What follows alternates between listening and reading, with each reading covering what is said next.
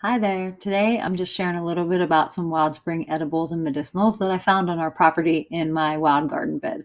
And I'll share a little bit about those plants. So I didn't have to go too far to find any of these in my wild garden bed. There's my papa fava. So as you can see, there's not a ton of tending that goes on this bed, and I just kind of let the plants do what they're gonna do. So the first one we come across here is garlic mustard. So this is about, you want to get the leaves before it goes to seed. So it's just starting to flower. This is like towards the end of when we're gonna want to really like harvest and eat the leaves. But this is actually a second year plant right here. So the first year, it's a bunch of leaves growing close to the ground with kidney shaped leaves. And then in the second year, it grows up these longer or these taller stalks.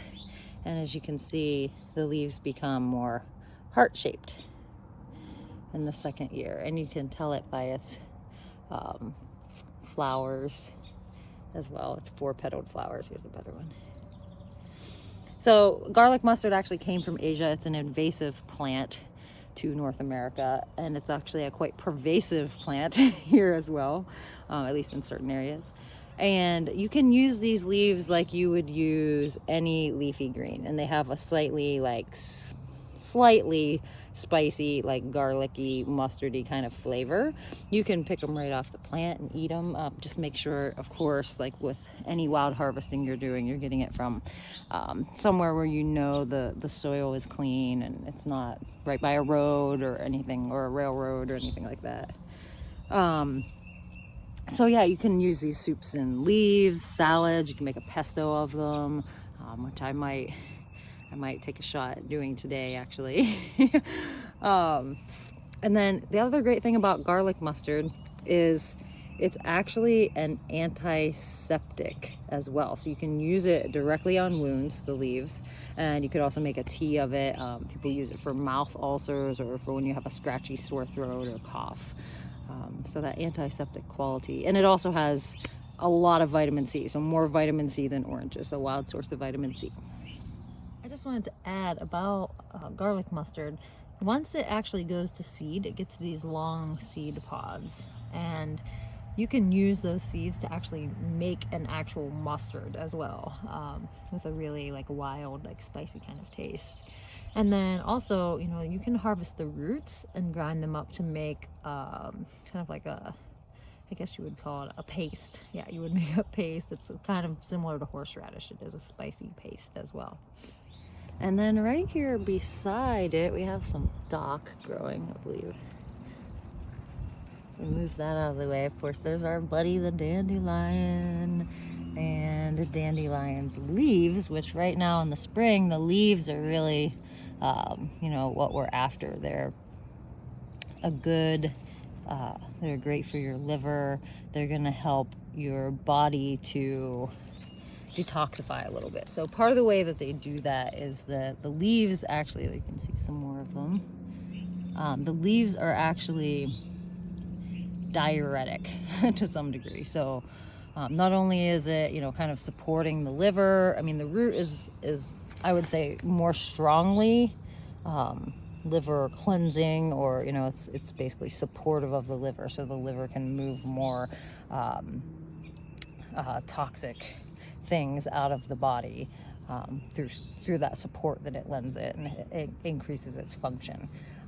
But so the roots are more like, the focus is more of the liver, but the leaves actually have this greater diuretic effect, though they are still a bitter, and they're going to help out and support the liver as well in that detoxification process. But then you're also like increasing kidney function and increasing urine output through supporting kidney function.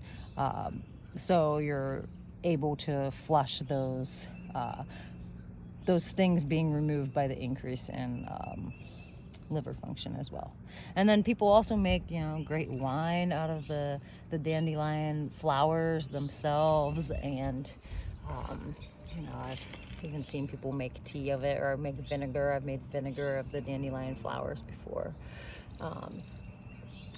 So yeah, there's our dandelion. I'm gonna harvest some leaves and put them in a salad. I also really like to make a miso soup with dandelion leaves in it as well. Just that slight bitter flavor.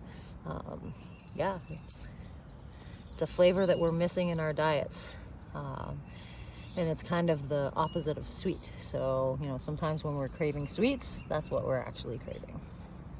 Okay, so one of the things you want to watch out for when collecting dandelions, it's a lot easier when the flowers are out, right? It's hard to mistake this beautiful little ray of sunshine, right? And you can follow it to the leaves then. But there are some imposters out there. So if, you know, if the flowers are not out yet, or if it's later in the season, you're trying to collect the roots, it's good to kind of have an idea of the how to identify some of the imposters. So with a true dandelion, the leaves are going to have this jagged edge and they're smooth. They don't have any hairs or pricklies on them, which some of the imposters do have. And the imposters also are going to be a more like smooth oblong shape to the leaf, right?